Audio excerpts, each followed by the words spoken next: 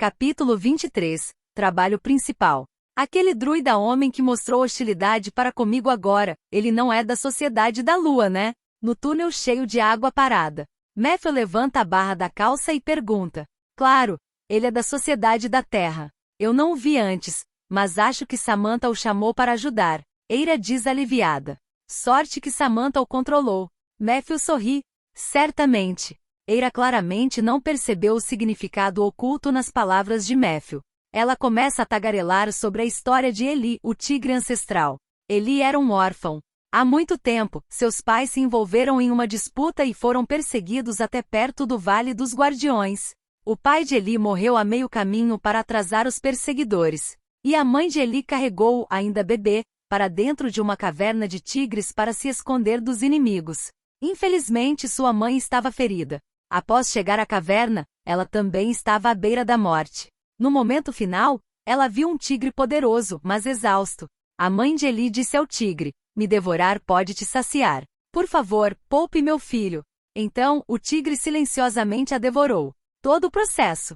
Ela não emitiu nenhum som. Talvez tenha desmaiado de dor extrema, ou talvez já estivesse morta. De qualquer forma, Eli, que tinha memórias de sua infância, testemunhou tudo isso. É difícil imaginar como ele se sentiu ao recordar este evento mais tarde. Após devorar a mãe de Eli, o tigre o levou para o fundo da caverna. Lá, Eli encontrou 2 filhotes de tigre recém-nascidos, ainda de olhos fechados. Sim, a mãe tigre tinha acabado de dar à luz, estava muito fraca e precisava urgentemente de energia. Se não fosse pela mãe de Eli, ela provavelmente teria saído da caverna para caçar, mesmo que o vale fosse o território dos tigres, uma tarefa perigosa. A mãe tigre, recuperando a força, começou a amamentar os filhotes. Eli também teve uma parte. Você pode adivinhar o resto da história. Ele foi criado pela mãe tigre, e durante esse processo, recebeu a bênção da deusa da terra. Sua primeira transformação selvagem foi em um tigre feroz, e depois, através de várias aventuras, ele aprendeu a se transformar em um dente de sabre, e a habilidade de se transformar no ser lendário tigre ancestral. Matthew ouve e assente. Uma história de vida tumultuada. E ele foi vingar seus pais depois? Eira pensa por um momento e diz incerta. Não sei, talvez. De qualquer forma, ele é poderoso. Se você encontrá-lo no subsolo no futuro, é melhor evitá-lo. Matthew não diz nada. Seus olhos estão fixos à frente. Todos os esqueletos param. Tic-tac, tic-tac, tic-tac. O som de gotejamento à esquerda torna a atmosfera irritante. E naquele silêncio mortal, o ar ao redor de repente começa a agitar levemente. Matthew.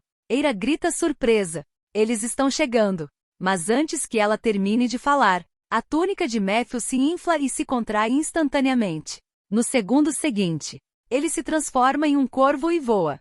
Hey Matthew, espere por mim. A voz ansiosa de Eira fica rouca. Ela imita Matthew e pousa em cima de uma coluna de pedra horizontal. Ao olhar para baixo, ela vê uma outra larva gigante chamada Verme Furioso saindo da escuridão. Elas rastejam como lagartas com pus roxo ou verde em seus corpos, movendo-se mais rápido do que o comum. Matthew. Eira grita sem parar. O pior das larvas furiosas é a capacidade de infecção parasitária. Basta uma pequena ferida, e elas podem se alojar em qualquer ser vivo. Estamos lascados. O caos embaixo fica cada vez mais intenso. Cada esqueleto soldado tem dezenas de larvas ao seu redor, esperando para atacar, enquanto Eira está desesperada. Matthew finalmente fala. Além da infecção parasitária, elas têm mais alguma habilidade? Eira fica confusa. Isso por si só não é assustador o suficiente? Matthew olha para ela como se fosse tola. É assustador para seres vivos, mas minhas invocações são todas criaturas mortas. Esses bichos podem parasitar esqueletos? Como se para confirmar as palavras de Matthew. De repente, um som de puff vem de baixo. Eles olham para baixo. Uma larva do tamanho de um punho está subindo no joelho de um esqueleto. Seu corpo rapidamente se encolhe. Ao mesmo tempo, uma quantidade significativa de pus emerge do corpo da larva e cobre os ossos firmemente. Skiak. Um som semelhante a um roedor é ouvido, mas larvas se aproximam. Elas pulam na direção do local onde o pus está fluindo. Mas no segundo seguinte, uma espada afiada desce do céu. Voxas! A lâmina corta as cascas das larvas como se fossem tofu, e o pus explode como suco de fruta. Os esqueletos soldados quase não precisam de técnica. Eles simplesmente deslizam as espadas na área onde as larvas se aglomeram, e muitas larvas morrem instantaneamente. Depois de terminar, ele ainda dá um tapinha no joelho. Depois de secar o pus, seus ossos brilham como novos. Dica: suas invocações são imunes à infecção das larvas furiosas. Sua invocação, esqueleto #3, matou 13 larvas furiosas. Você ganhou 13 XP, experiência acumulada.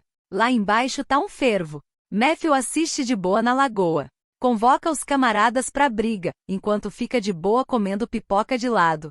Isso é o que traz mais alegria pro necromante. E desde que o primeiro esqueleto levantou a espada, o resultado dessa batalha já estava selado. Como Eira disse, o terror das larvas furiosas está na habilidade contagiosa de entrar em qualquer ferida. Frente a esse tipo de infecção, a resistência e a força não são o suficiente. Pode ser necessário um nível mais alto de imunidade. Esses bichos são o pesadelo de todo ser vivo. Mas diante de mortos-vivos é diferente. Você não pode parasitar um esqueleto. E perdendo a maior ameaça, as larvas furiosas, essencialmente, são só ratos grandes. Mesmo que os esqueletos reajam devagar, quando enfrentam um enxame de larvas juntas, uma espada dá conta de várias delas de uma vez. O mais interessante é que as larvas furiosas são burras, não conseguem julgar a situação, só agem por instinto. Mesmo com a batalha decidida, elas continuam se atirando nos esqueletos uma atrás da outra. Então, em apenas 15 minutos, o chão fica cheio de corpos de centenas de larvas furiosas. E os esqueletos de Matthew quase sem dano. Quase porque um esqueleto, ao cortar os insetos, mexeu demais o tornozelo. Mas é um esqueleto. Então depois Matthew só endireitou ele de novo. E depois dessa luta, Matthew percebe que a chama de muitos esqueletos ficou mais sólida. Até mortos-vivos podem se fortalecer através de batalhas e matanças, mas o progresso é menos perceptível. Matthew passa todos os dias plantando árvores, e os esqueletos ficam na geladeira. Agora finalmente eles têm uma chance de brilhar, e o resultado agrada bastante Matthew. Então é isso que a deusa planejou? Parece que mortos-vivos têm uma vantagem natural contra essa praga que causou a decadência deste lugar. Matthew pensa assim. Ele não fica muito tempo aqui, faz uma pausa rápida e então ordena que os esqueletos continuem a liderar o caminho mais fundo, enquanto Matthew voa com Eira observando e comandando. O caminho é suave. Exceto na terceira camada, onde eles encontraram 2 infectados pela praga se transformando em humanos. Os esqueletos derrotaram todos os inimigos sem danos e limparam todos os ninhos de insetos no caminho. Embora os grandes saques não sejam muitos, algumas dezenas de moedas de ouro que caem ocasionalmente e XP que fazem os esqueletos subirem de nível rapidamente fazem Matthew sentir que valeu a pena. Quanto aos 2 infectados pela praga, um deles foi surpreendido por um dos esqueletos que o atacou furtivamente com uma faca, cortando metade de seu corpo e tornando-o inofensivo imediatamente. O outro entrou em confronto direto com o esqueleto, uma luta intensa onde a força do infectado pela praga era surpreendente. Quando a Bing e outros esqueletos chegaram, o esqueleto já tinha sido desmontado. Esta foi a primeira perda que Matthew encontrou enquanto explorava esta caverna. E agora? Matthew, você perdeu um esqueleto, devemos continuar? Eira pergunta nervosa. Eles estão perto da entrada do 4º andar agora. De acordo com Eira, a partir do 4º andar, esse tipo de infectado pela praga se tornará comum, mas não necessariamente todos serão humanos convertidos. Muitos serão animais de várias formas. Os infectados pela praga têm a habilidade de larvas e uma força formidável e habilidades de combate impressionantes, sendo considerados difíceis pelos outros druidas. Onde está faltando um esqueleto? Diante da pergunta de Eira, Matthew ri levemente, e então tira sua vara de madeira seca, começando a sussurrar para um dos infectados pela praga. Em pouco tempo, diante do olhar surpreso de Eira, um esqueleto cambaleante se levanta da poça de sangue verde e vermelho. Então, enquanto houver um corpo, você pode continuar invocando esqueletos sem parar, certo?